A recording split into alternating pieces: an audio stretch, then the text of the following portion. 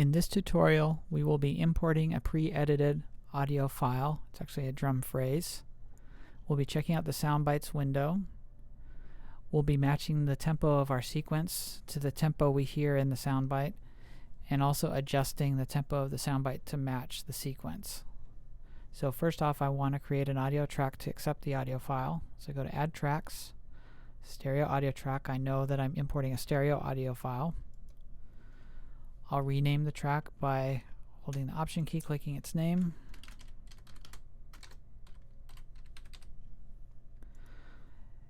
And I'll take note of my input and output routings. The input can be left blank since I'm dragging audio into the track, not doing live recording.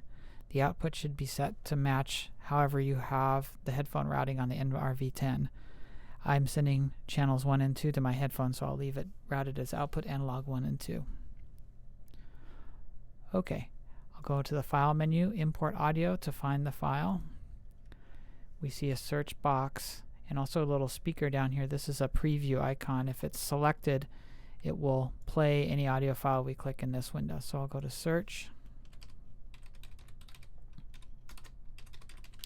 and search for the folder that you'll be using in Sequence 4. There it is.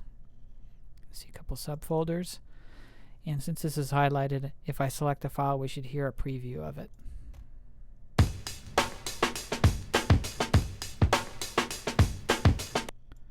Good.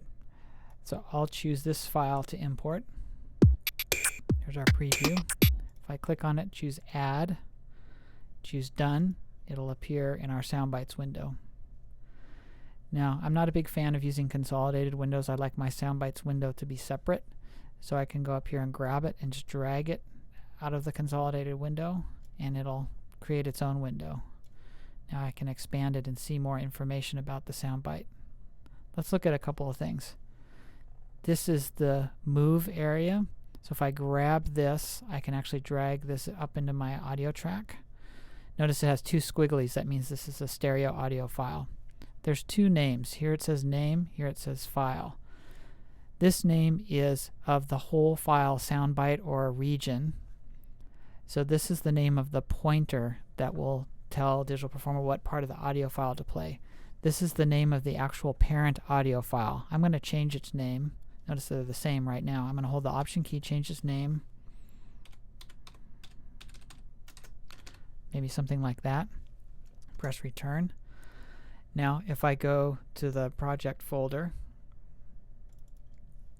here it is, and I look in the audio files folder, I see a file that has the same name as this file here. I can change it again and we'll see it change. Option, press Return, and now I see the file has changed its name. So this represents the parent audio file.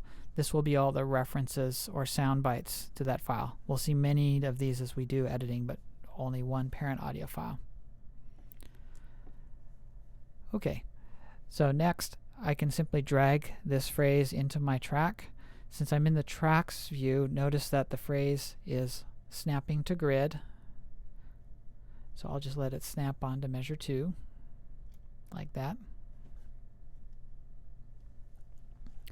And we see that this phrase is covering a few bars and a little bit more. Let's listen to it and see what we have.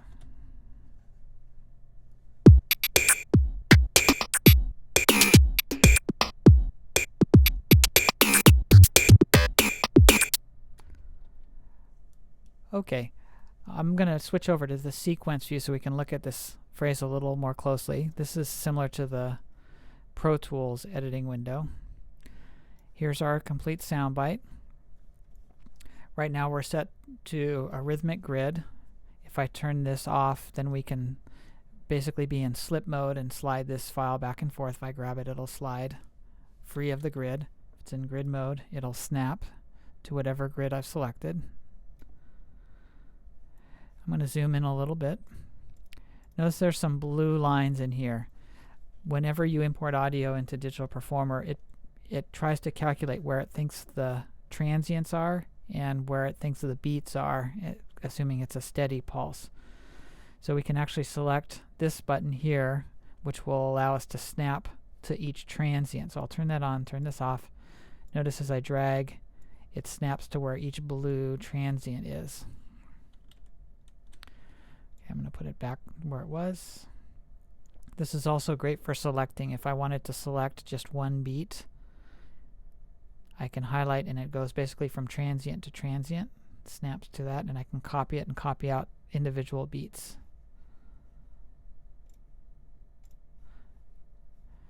Okay, there's one other thing you might find when you open a pre-recorded phrase, and Digital Performer tries to calculate where it feels the first transient is, and it assumes you want that first transient to be on a beat. So maybe there's a little bit of silence before or something like that.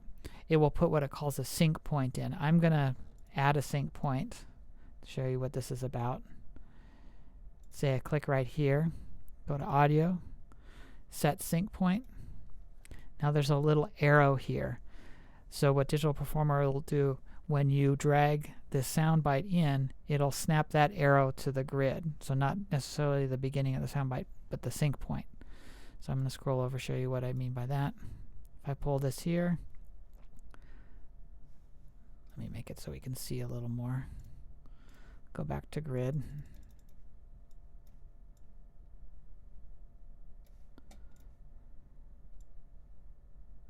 If I drag this in, notice there's a little notch. That's the sync point. Notice that that notch is locking to the beat. There's our sync point. So sometimes that's useful if you have a little bit of dead space before your first beat comes in. This particular soundbite, though, has a transient right at the beginning, so I don't want a sync point. So if you find your file has a sync point you don't want, you can highlight that area, and you should be able to clear the sync point. There it is, clear sync point. Didn't like that. Maybe I'll try selecting the whole region. Now it's gone. Now whenever you drag this region in, it'll snap to the beginning of the region. Okay, I'm going to go back to the tracks window since it's a little easier to see the big picture. Now, our tempo is a different tempo than this soundbite. If I turn on the metronome, I think you'll hear that. So I'm going to start from the beginning with the metronome running.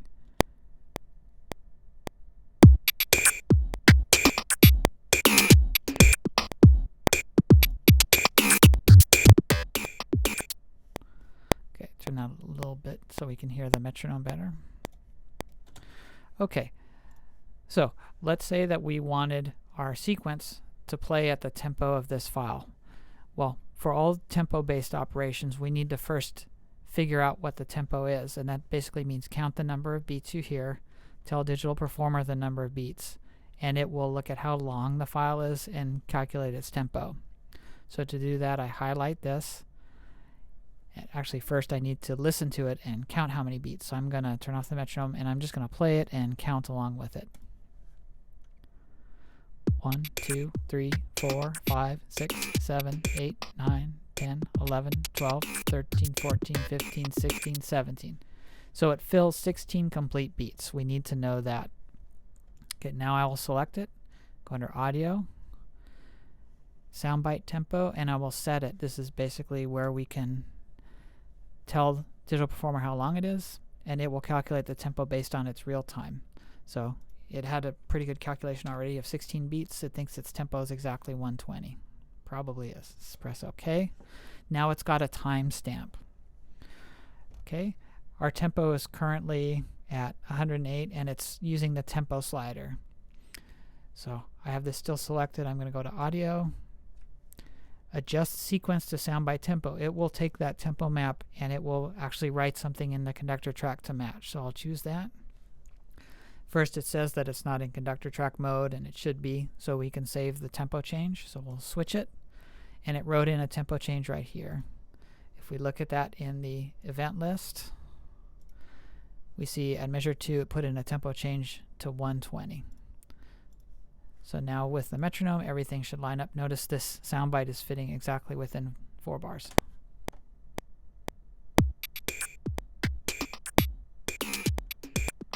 And it matches.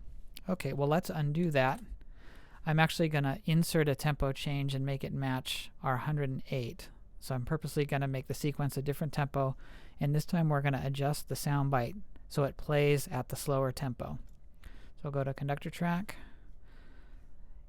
and I'll go to my event list, and I'll insert a tempo change right at measure 1, and I'll make it quarter note 108. There it is. Notice now the sound bite is not matching. Let me play a little from the beginning.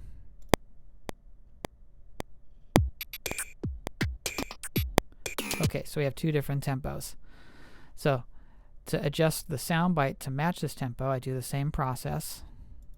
Highlight it, audio, adjust sound bite to sequence tempo. Now it's actually calculating and readjusting the waveform to fit the tempo. Notice down here it actually wrote a new file, same name, but it says CT for change tempo. If we go to our audio files window or folder, we see that file here as well. Okay, now it should play slower and be the same pitch and everything, but match the new tempo.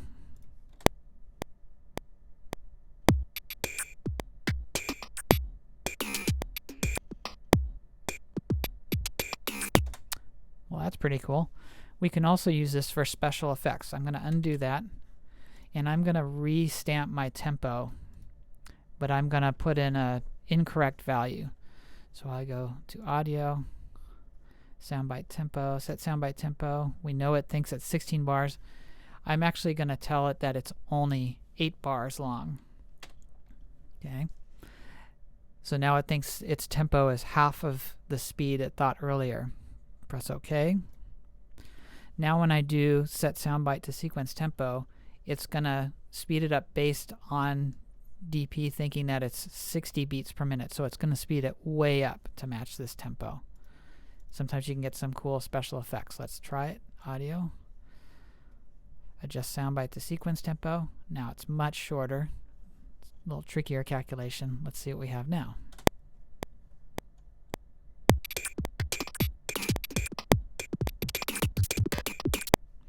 So that was kind of cool. Pretty easy. Let's go the opposite way.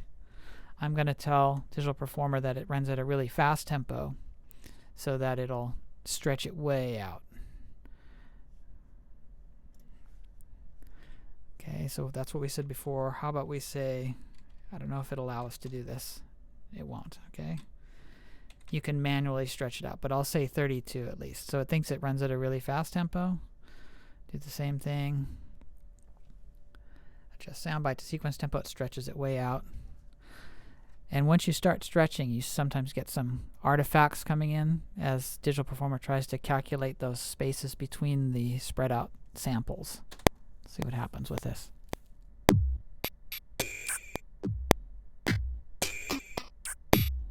So we're starting to get little buzzing and things like that. Some different kinds of effects.